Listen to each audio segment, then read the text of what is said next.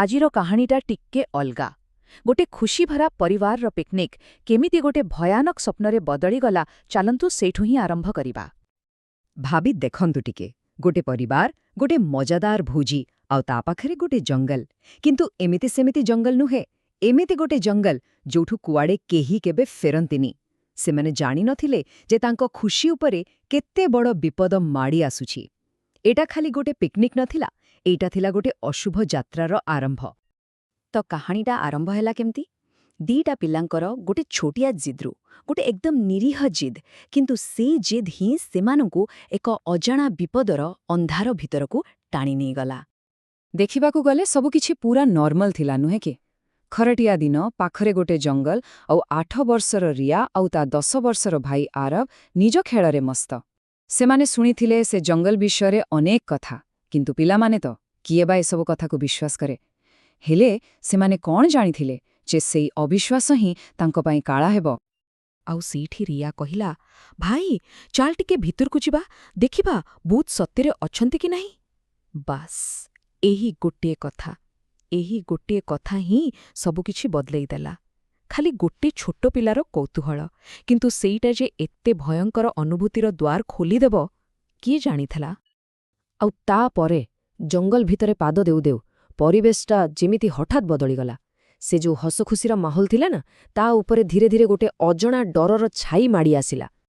ଯେମିତି ଯେମିତି ସେମାନେ ଭିତରକୁ ଯାଉଥିଲେ, ପବନଟା ହଠାତ୍ ଥଣ୍ଡା ଲାଗିଲା, ଆଉ ଆକାଶରେ ଚକଚକ୍ କରୁଥିବା ସୂର୍ଯ୍ୟଟା ବି କୁଆଡ଼େ ଗଛ ପଛରେ ଲୁଚିଗଲା। ଲାଗୁଥିଲା ଯେମିତି ପ୍ରକୃତି ନିଜେ ସେମାନଙ୍କୁ ସଙ୍କେତ ଦେଉଛି, ଯେମିତି ଜଙ୍ଗଲଟା ସେମାନଙ୍କୁ ନିଜ ଭିତରକୁ ଟାଣି ନେଉଛି। ଆଉ ଠିକ୍ ସେତିକିବେଳେ ହଠାତ୍ ଗୋଟେ ଅଜବ ସୁସୁରି ମାରିବା ଭଳିଆ ଶବ୍ଦ ଶୁଭିଲା। କୋଉଠୁ ଆସୁଥିଲା କିଛି ଜଣାପଡ଼ୁନଥିଲା, ଆଉ ସେଇ ଶବ୍ଦଟା ପରିବେଶକୁ ଆହୁରି ରହସ୍ୟମୟ ଆଉ ଡରୁଆ କରିଦେଲା। ଖାଲି ଏତିକି, ଫୁ! ଶୁଣିବାକୁ ତ ଖାଲି ଗୋଟେ ଶବ୍ଦ, କିନ୍ତୁ ସେ ଶବ୍ଦ ଭିତରେ ଲାଗୁଥିଲା ଯେମିତି କିଏ ଜଣେ ଅଛି, କିଛି ଗୋଟେ ଅଦୃଶ୍ୟ ଶକ୍ତି। ନା, ଏଟା ଖାଲି ପବନର ଶବ୍ଦ ନଥିଲା, ଏହାଠୁ ବହୁତ ବେଶୀ କିଛି ଥିଲା। ସତ କହିବାକୁ ଗଲେ ସେମାନଙ୍କ ମନରେ ପ୍ରଶ୍ନ ଆସିଲା, ଏଇଟା କ'ଣ ଥିଲା? ଆଉ ଏ ପ୍ରଶ୍ନଟା କାହା ବି ମନରେ ଆସିବ?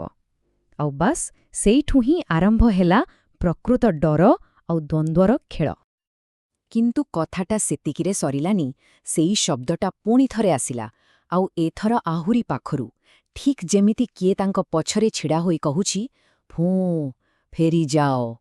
ଏଇଟା ଆଉ ଖାଲି ଗୋଟେ ଶବ୍ଦ ନଥିଲା, ଏଇଟା ଥିଲା ଗୋଟେ ସିଧାସଳଖ ଧମକ, ଗୋଟେ ଚେତାବନୀ। ସେମାନେ ଡରିକି ପଛକୁ ବୁଲି ଚାହିଁଲେ, କିନ୍ତୁ ସେଠି କେହି ନଥିଲେ, କେବଳ ଦିଟା କଳା ଛାଇ ଗଛ ଭିତରେ ଏପଟ ସେପଟ ହେଉଥିଲା। ଆଉ ସବୁଠୁ ବଡ଼ କଥା ହେଲା, ସେମାନେ ଯୋଉ ରାସ୍ତାରେ ଆସିଥିଲେ ସେ ରାସ୍ତାଟା ବି ଗାୟବ ହେଇଯାଇଥିଲା। ଚାରିଆଡ଼େ ଗଛରେ ଖାଲି ଅଜବ ଲାଲ ରଙ୍ଗର ଦାଗ, ଯେମିତି କିଏ ଆଙ୍ଗୁଠିରେ ଛାପ ଦେଇଛି। ଲାଗୁଥିଲା ପୁରା ଜଙ୍ଗଲଟା ଯେମିତି ଜୀବନ୍ତ ହେଇଯାଇଛି, ଆଉ ସେମାନଙ୍କୁ ଖାଇବାକୁ ବସିଛି। ଆଉ ଏବେ କାହାଣୀଟା ଆହୁରି ଦ୍ରୁତଗତିରେ ଆଗକୁ ବଢ଼ିଲା। ଯୋଉ ବିପଦ ଏତେ ସମୟ ଧରି ଲୁଚି ରହିଥିଲା, ଏବେ ସେଇଟା ସାମ୍ନାକୁ ଆସିଗଲା। ଆରମ୍ଭ ହେଲା ବଞ୍ଚିବା ପାଇଁ ଏକ ଭୟଙ୍କର ଦୌଡ଼। ଭାବନ୍ତୁ ଥରେ, ରିୟାର ଠିକ୍ ପଛରୁ କାନ ପାଖରେ ଯେମିତି କିଏ ଫୁସ୍ଫୁସ୍ କରି କହିଲା, ରିୟା। ଏଇଠି ଡରର ସବୁ ସୀମା ପାର ହେଇଗଲା, କାରଣ ଏବେ ସେମାନେ ଜାଣିଗଲେ ଯେ ଏ ଯାହା ବି ଅଛି ସେ ସେମାନଙ୍କୁ ଜାଣିଛି, ଆଉ ସେମାନଙ୍କ ପଛରେ ହିଁ ପଡ଼ିଛି। ଆଉ ତାପରେ ସେମାନେ ତାକୁ ଦେଖିଲେ, ସେ ଛାୟାକୁ, ଗୋଟେ ଆକୃତି ଯାହାର ମୁହଁ ତ ଥିଲା, କିନ୍ତୁ ଆଖି ନଥିଲା। ଏହି ଦୃଶ୍ୟଟା ହିଁ ସେମାନଙ୍କ ମନର ସବୁ ଡରକୁ ଏକାଠି କରି ଗୋଟେ ଭୟଙ୍କର ସତ୍ୟର ରୂପ ଦେଇଦେଲା। ବେଚାରା ଆରବ ଆଉ କ'ଣ କରିଥାନ୍ତା? ନିଜ ଭଉଣୀର ହାତକୁ ଜୋରରେ ଧରିଲା ଆଉ ଦୌଡ଼ିବା ଆରମ୍ଭ କଲା। କିନ୍ତୁ ଲାଗୁଥିଲା ଯେମିତି ପୁରା ଜଙ୍ଗଲ ତାଙ୍କ ବିରୁଦ୍ଧରେ ଲାଗିପଡ଼ିଛି। ପବନ ଗର୍ଜନ କରୁଥିଲା, ଆଉ ଗଛର ଡାଳଗୁଡ଼ାକ ବି ଯେମିତି ଜାଣିଶୁଣି ତାଙ୍କ ରାସ୍ତା ଅଗାଳୁଥିଲେ। ସେମାନେ ଖାଲି ଦୌଡ଼ୁଥିଲେ ଆଉ ଦୌଡ଼ୁଥିଲେ। କେତେ ସମୟ ଦୌଡ଼ିଥାନ୍ତେ? ଶେଷରେ ଥକିଯାଇ ତଳେ ପଡ଼ିଗଲେ। ତାଙ୍କର ଶକ୍ତି ବି ସରିଯାଇଥିଲା, ଆଉ ବଞ୍ଚିବାର ଆଶା ବି।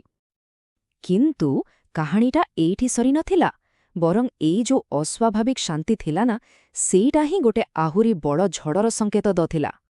ଆଉ ଯେତେବେଳେ ସେମାନେ ଆଖି ଖୋଲି ଉପରକୁ ଦେଖିଲେ, ଆଶ୍ଚର୍ଯ୍ୟ, ସେମାନେ ପୁଣି ସେଇ ଭୋଜି ଜାଗାରେ ଥିଲେ। ସବୁକିଛି ପୁରା ଶାନ୍ତ। ଯାହା ସବୁ ଘଟିଗଲା, ସେ ସବୁ କ'ଣ ସ୍ୱପ୍ନ ଥିଲା, ନା ଏଇଟା ବି ଆଉ ଗୋଟେ ଛଳନା? ଠିକ୍ ସେତିକିବେଳେ ତାଙ୍କ ମା ଆସି ପଚାରିଲେ, ଆରେ ତମେ ଦିଜଣ କୁଆଡ଼େ ଯାଇଥିଲ? କେତେ ସାଧାରଣ ପ୍ରଶ୍ନଟେ ନୁହେଁ?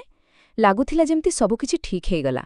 କିନ୍ତୁ ସେମାନେ ଜାଣିନଥିଲେ ଯେ ପ୍ରକୃତ ଭୟ ତ ଏବେ ଆରମ୍ଭ ହେବାକୁ ଯାଉଛି। ଆଉ ଏଇଠି ଆସୁଛି କାହାଣୀର ସବୁଠୁ ବଡ଼ ଆଉ ସବୁଠୁ ଡରୁଆ ମୋଡ଼। ତାଙ୍କ ମା ତାଙ୍କୁ ଦେଖି ହସୁଥିଲେ, କିନ୍ତୁ ତାଙ୍କ ଆଖି ଭିତରେ ସେଇ କଳା ଛାଇଟା ଚମକୁଥିଲା ଯାହା ପାଖକୁ ସେମାନେ ସୁରକ୍ଷା ପାଇଁ ଦୌଡ଼ି ଆସିଥିଲେ। ବିପଦଟା ଠିକ୍ ସେଇଠି ହିଁ ଲୁଚି ରହିଥିଲା। ରିୟା ଡରି ଡରି ତା ଭାଇକୁ ଫୁସ୍ଫୁସ୍ କରି କହିଲା, ଭାଇ, ମାଙ୍କ ଆଖି କୁଆଡ଼େ ଗଲା? ବାସ୍ ଏଇ ଗୋଟିଏ ପ୍ରଶ୍ନରେ ସବୁକିଛି ସ୍ପଷ୍ଟ ହେଇଗଲା। ସେମାନଙ୍କ ମା ଆଉ ସେମାନଙ୍କ ମା ନଥିଲେ। ଆଉ ତାପରେ ତାଙ୍କ ମାଙ୍କ ମୁହଁରୁ ସେ ଶବ୍ଦ ବାହାରିଲା, ସେଇ ସୁସୁରି ଶବ୍ଦ, ଫୁଁ, ଏବେ ତମ ପାଳି। କାହାଣୀଟା ଏଇଠି ସିନା ସରିଗଲା, କିନ୍ତୁ ପ୍ରକୃତ ଡରର ଆରମ୍ଭ ହେଲା। କାରଣ ଯେତେବେଳେ ନିଜର ସବୁଠୁ ସୁରକ୍ଷିତ ଜାଗା ହିଁ ସବୁଠୁ ଭୟଙ୍କର ହେଇଯାଏ, ସେତେବେଳେ ଜଣେ ଜୀବ ତ ଯିବ କୁଆଡ଼େ?